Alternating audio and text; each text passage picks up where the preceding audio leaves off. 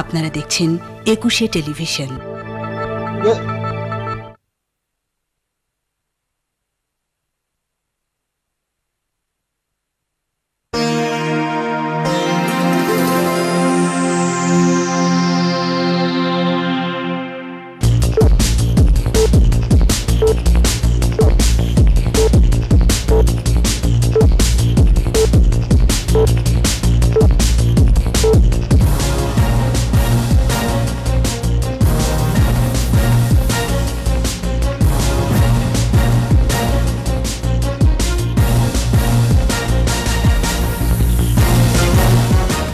সিলেট নগরীর 15,000 মানুষ পানিবন্দী, 3 উপজেলার নতুন এলাকা প্লাবিত। ঘুরে দাঁড়ানোর চেষ্টায় রিমাল দুর্গতরা, এখনো খোলা আকাশের নিচে বহু মানুষ, টেকসই বেড়িবাঁধ চায় উপকূলবাসী। উদ্বোধনের 7 মাস পর চলল রেল, বেনাপোল থেকে প্রথম ট্রেন গেল মোংলায়। জিম্মিদের ফেরানোর শর্তে যুদ্ধ বন্ধ করতে চায় ইসরায়েল, প্রস্তাব মেনে নিতে হামাসের প্রতি বাইডেনের আহ্বান।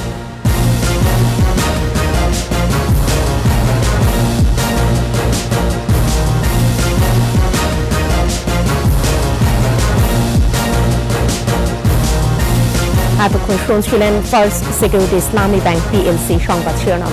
প্রত্যেককে আমন্ত্রণ জানাচ্ছি দুপুর 2টার 21 সংবাদে, সাথে থাকছি ফেরদৌসী আহমেদ। দর্শক, একুশে টেলিভিশনের সংবাদ একই সাথে সরাসরি দেখতে পাবেন আমাদের ফেসবুক পেজ www.facebook.com/2124 অনলাইনে। সিলেটের উজানে পানি কমলেও বেড়েছে মধ্যাঞ্চলে। জেলার জকিগঞ্জ, কানাইঘাট, বিয়ানীবাজারে পানি বেড়েছে, তবে নগরের বন্যা পরিস্থিতি অপরিবর্তিত রয়েছে। সিলেট বিভাগীয় প্রতিনিধি ওয়েস খসরুর তথ্য ছবিতে বাকিটা জানাচ্ছেন মাসুম আলিসা। সিলেট নগরে বন্যা পরিস্থিতি অপরিবর্তিত রয়েছে। নগরের 15টি এলাকার 5,000 মানুষ পানিবন্দী অবস্থায় রয়েছেন। বাসা বাড়িতে পানি ঢুকে পড়ায় দুর্ভোগে নগরের মানুষ। নগরের 2টি আশ্রয় কেন্দ্র খোলা হয়েছে। বানের জলে ভেসেছে ফসলের ক্ষেত, পুকুরের মাছ। তবে কিছু এলাকায় বন্যা পরিস্থিতির উন্নতি হলেও কয়েকটি এলাকায় অবনতি হয়েছে। আমরা অবস্থা খারাপ করে লাগছে, আমরা বাসি কেউ সাহায্য করে না ভাই, বুঝছো নি? পানি তো মনে করেন 1 দিন 2 দিন ভিতরে পানি এসেছে। সমস্যা বাচ্চা খাইছে, খুব কষ্ট করতেছে, পানি খুবই বেশি, এখন নদীর পানি বাড়ায়। সিলেটের সীমান্তবর্তী জৈন্তাপুর, গোয়াইনঘাট, কোম্পানিগঞ্জে পানি কমেছে, তবে বেড়েছে জকিগঞ্জ, বিয়ানীবাজার ও গোলাপগঞ্জে। সুরমা ও কুশিয়ারার 4টি পয়েন্টে পানি বিপদসীমার ওপর দিয়ে প্রবাহিত হচ্ছে। পানিবন্দী অবস্থায় রয়েছেন অন্তত 6 লাখ মানুষ। 550টি আশ্রয় কেন্দ্রে অবস্থান করছেন 5,000 মানুষ। খাইতে পারি না, গাড়ি লিয়ে বাইরে পারতেছি না, কোমর পানি। এখন আমরা গুদামে পানি, ঘরের মধ্যে আমরা খুব কষ্ট হয়ে আছি। আর গত 2 দিন আগে পানি ঢুকছে, এখন পানির সময় যত যাচ্ছে বাড়তে আছে। এদিকে সিলেট সিটি কর্পোরেশন ছাড়াও জেলার 7 উপজেলার 68টি ইউনিয়ন বন্যা কবলিত হয়েছে বলে জানিয়েছেন জেলা প্রশাসনের কর্মকর্তারা। মাসুম আলিসা, একুশে টেলিভিশন। দর্শক, বন্যার সার্বিক পরিস্থিতি জানতে সিলেট থেকে সরাসরি যুক্ত করে নিচ্ছি সহকর্মী ওয়েস খসরুকে। খসরু, সিলেটের সার্বিক বন্যা পরিস্থিতি জানাবেন, সেই সাথে যেই এলাকা সব থেকে পরিস্থিতি খারাপের দিকে যাচ্ছে সেটাও একটু সুনির্দিষ্ট করে জানান। সিলেটের সুরমা অববাহিকায় পানি কিছুটা উন্নতি হয়েছে এবং কুশিয়ারা অববাহিকায় পানি বেড়েছে। বিশেষ করে বরাক উপত্যকা থেকে যেসব পানি নেমে আসছে সেসব পানি সিলেটের জকিগঞ্জ, বিয়ানীবাজার, গোলাপগঞ্জ এবং এখন ফেন্সিগঞ্জ ও উসমানীনগরে এসে ঢুকছে।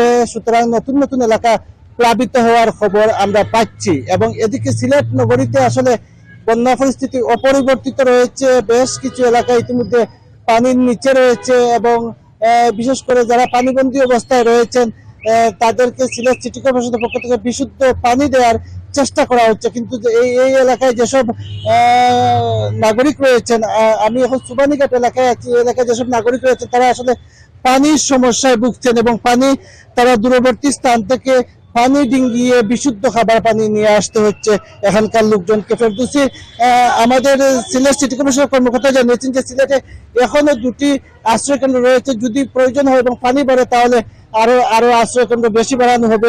এবং সিলেটের আবহাওয়া অধিদপ্তর সূত্রে জানা গেছে যে সিলেটে আগামী 3 দিনের পূর্বাভাসে বলা হয়েছে যে সিলেটে বৃষ্টিপাত হতে পারে। যদি বৃষ্টিপাত হয় তাহলে বন্যা পরিস্থিতি আরো অবনতি হতে পারে বলে আবহাওয়া অধিদপ্তর আমাদের জানিয়েছে। ফেরদৌসী, এই ছিল সিলেটের বন্যার সর্বশেষ খবর। জি, ওয়েস খসরু, আপনাকে অসংখ্য ধন্যবাদ। দর্শক, আমরা যেমন বন্যার কারণে সমস্যাগুলো শুনছিলাম, পাশাপাশি কি ব্যবস্থা নেওয়া হয়েছে সেটাও জানাচ্ছিলেন সহকর্মী ওয়েস খসরু। ঘুরে দাঁড়ানোর চেষ্টায় রিমাল দুর্গতরা, ধ্বংসস্তূপ থেকে নতুন করে বাড়িঘর নির্মাণ ও মেরামতে ব্যস্ত তারা। তবে সরকারি সহায়তা পেলেও আবাসস্থল পুনর্নির্মাণ করতে না পারায় এখনো খোলা আকাশের নিচে ক্ষতিগ্রস্ত অনেক পরিবার। ভোলা ও বরগুনা প্রতিনিধির তথ্যচিত্রে বাকিটা জানাচ্ছেন সমর ইসলাম। বিধ্বস্ত বাড়ির সামনে বৃদ্ধার কোলে শিশু, যেন ধ্বংসের শেষ প্রান্ত থেকে নির্মাণ যজ্ঞের শুরু। ভাঙা হাড়ি থেকে খুঁজে পাওয়া ভাতের ভেজা চাল শুকোতে দিয়েছেন ভাঙা ঘরের চালায়, ভেঙেছে রান্নার চুলোটাও। এই চিত্র দ্বীপ জেলা ভোলার বুরহানুদ্দিন উপজেলার কুতুবা, বড়মানিকা, গঙ্গাপুর, মনপুরা, ঢালচর, চরকুকুরি মুকুরি সহ সব গ্রামের। মেঘনা ও তেতুলিয়া নদী তীরের লাখো বাসিন্দার প্রায় সবই ভেসে গেছে রিমালের প্রভাবে সৃষ্ট অতি জোয়ারের পানিতে। ঘরে একটা ওই মাংসের দম চাইয়ে চিনতে আর কি খাই, ছেলে মেয়ে লই আনু কাছে আমরা চুলা ফাওয়া নাই, কোনো কিছুই নাই, সব বাসি আছে। আমরা আকাশের নিচে খাড়া না বিদায় যেন হামজেন খাড়া করি উড়াম মাংসের দিন সাহায্য উড়াইয়া এই জায়গাও নেই। গাঙ্গের মৌজার বাড়ি খাই আর ওই গাং পাড়ে থাকি।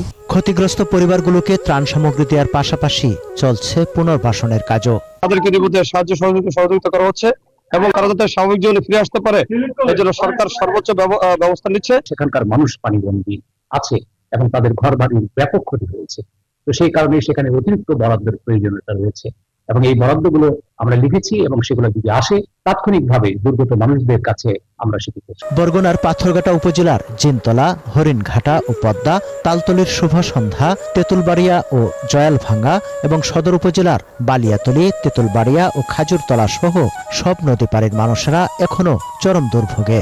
বেড়িবাঁধ ভেঙে পানির তোড়ে ভেসে গেছে তাদের সহায় সম্পদ, বসতঘর। ঘরবাড়িকে বাসযোগ্য করার চেষ্টা চালাচ্ছেন তারাও, তবে তাদের দাবি টেকসই বেড়িবাঁধ। শক্ত বেড়িবাঁধ চাই, ত্রাণ চাই না, আমরা বাঁচতে চাই। আমাদের নিজের থাকার মতন স্থান নাই। সাইক্লোন সেন্টার আর রাস্তা আর পানি চাই আমরা। পোতা আর কি পানিতে লই গেছে, ঘর কোন রকম খাড়া আছে আর থাকার মতন নাই। চাল, ডাল, তেল সহ খাদ্য সামগ্রী পাচ্ছেন এ উপকূলের দুর্গতরাও। জিআর চাল আমরা বরাদ্দ দিয়েছি উপজেলাগুলোতে, 25 লক্ষ টাকা জিআর ক্যাশ দিয়েছি এবং 10 লক্ষ টাকা আমরা শিশু খাদ্য এবং 8 লক্ষ টাকা গো খাদ্য, এবং আমরা এ পর্যন্ত আরও কিছু বরাদ্দ পেয়েছি যেটা আমরা উপজেলাওয়ারি বিভাজন করে দিব। আরও সহায়তা দিতে জনপ্রতিনিধিদের মাধ্যমে ক্ষয়ক্ষতি নিরূপণ করে পাঠানো হচ্ছে মন্ত্রণালয়েও। সমর ইসলাম, 21 টেলিভিশন। বৃহত্তম স্থলবন্দর বেনাপোলের সাথে সমুদ্র বন্দর মোংলার রেল যোগাযোগ শুরু হলো। বেনাপোল থেকে মোংলার উদ্দেশ্যে ছেড়ে গেল মোংলা কমিউটার যাত্রীবাহী ট্রেন। সকাল 9:15টায় বেনাপোল থেকে মোংলা কমিউটার ট্রেন নামে যাত্রীবাহী ট্রেনটি ছেড়ে যাওয়ার কথা থাকলেও সকাল 10টায় বেনাপোল থেকে 600 যাত্রী নিয়ে মোংলার উদ্দেশ্যে ছেড়ে যায় ট্রেনটি। পৌঁছাবে দুপুর 12:35। এরপর মোংলা থেকে ট্রেনটি ছাড়বে দুপুর 1টায় এবং বেনাপোল পৌঁছাবে বিকেল 4:30টায়। বেনাপোল থেকে বিকেল 5টায় ছেড়ে খুলনায় পৌঁছাবে রাত 7:30টায়। মঙ্গলবার ছাড়া সপ্তাহের অন্যান্য দিন এই রুটে একই সময় একবার করে ট্রেন চলাচল শুরু করবে। উদ্বোধনের প্রায় 7 মাস পর শুরু হলো ট্রেন চলাচল।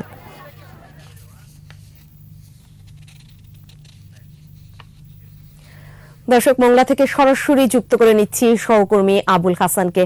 হাসান, নিঃসন্দেহে যোগাযোগের ক্ষেত্রে আজ একটি ঐতিহাসিক দিন এবং ইতিমধ্যেই মোংলায় পৌঁছে গেছে প্রথম ট্রেনটি। সেক্ষেত্রে ওই এলাকার মানুষের প্রতিক্রিয়া কেমন দেখছেন? ফেরদৌসী, আপনি জানেন কিছুক্ষণ আগেই ট্রেন এসে পৌঁছেছে বেনাপোল থেকে, সকাল 10টায় ছেড়েছে। প্রথম দিনেই কিন্তু শিডিউল বিপর্যয় ঘটেছে। সকাল 9টায় ছাড়ার কথা ছিল সেই ট্রেনটি, বেতনা এক্সপ্রেস, সেই ট্রেনটি 10টায় ছেড়ে এখন 2টায় এসে মোংলায় পৌঁছলো। প্রতিমধ্যে যশোর, ফুলতলা, দিগ্রাস সহ মোট 16টি স্টেশন পার করেছে এই মোংলাতে। এই ট্রেনটি আবার 8 ঘন্টা পর অর্থাৎ 2:30-এ আবার মোংলা থেকে ছেড়ে বেনাপোলের উদ্দেশ্যে ট্রেনটি যাবে। সেখানে পৌঁছানোর পর আবার রাতের শিডিউল আছে।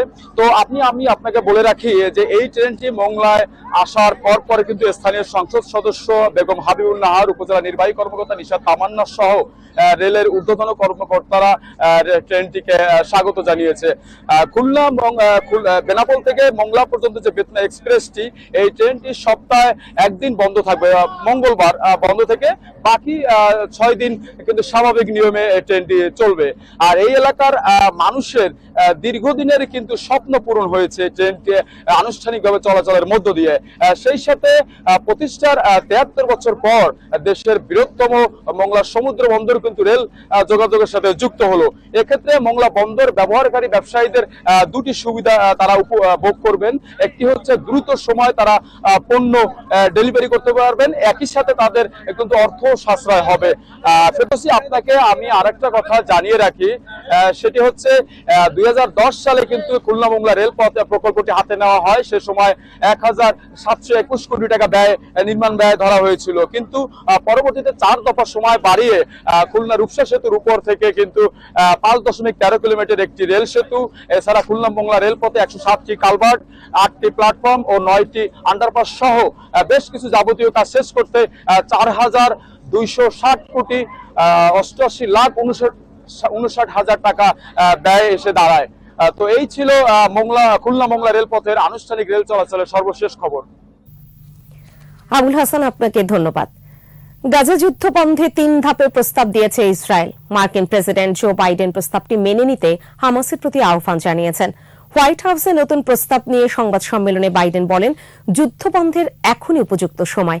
নতুন এই চুক্তি হলে বৈরিতার স্থায়ী অবসান হবে বলে মনে করে যুক্তরাষ্ট্র। বাকিটা জানাচ্ছেন আজহারুল ইসলাম।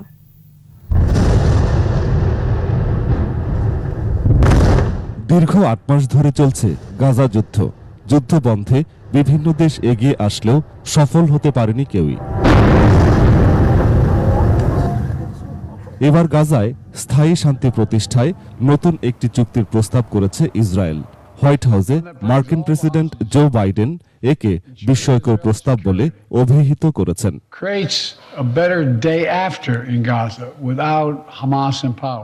প্রেসিডেন্ট বাইডেন প্রস্তাবটি গ্রহণ করতে হামাসের প্রতি আহ্বান জানিয়েছেন। বলেছেন, এখনই যুদ্ধ বন্ধ করার সময়। তিনি বলেন, ইসরায়েলের নতুন এই প্রস্তাব টেকসই যুদ্ধবিরতি এবং সকল পণবন্দির মুক্তির এক রোডম্যাপ।